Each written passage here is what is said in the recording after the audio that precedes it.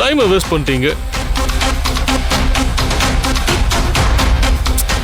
அப்பவே சிலையை என்கிட்ட கொடுத்துருந்தா நானும் பணத்தை செட்டில் பண்ணிட்டு சிலையை எடுத்துட்டு போயிட்டே இருந்திருப்பேன்.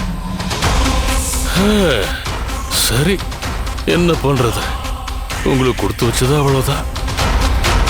ஆனா ஒண்ணு, இங்கிருந்து சிலை போனதுல ஒரு நல்ல விஷயம் நடந்திருக்கு. என்ன நல்ல விஷயம்? அது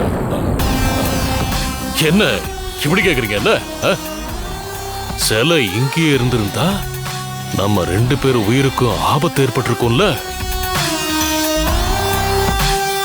எப்படியோ நாம உயிர் ஆபத்தில் இருந்து தப்பிச்சிட்டோம். என்னடா, 300 கோடியை விட நம்ம உயிருக்கு தானே வேல்யூ அதிகம்.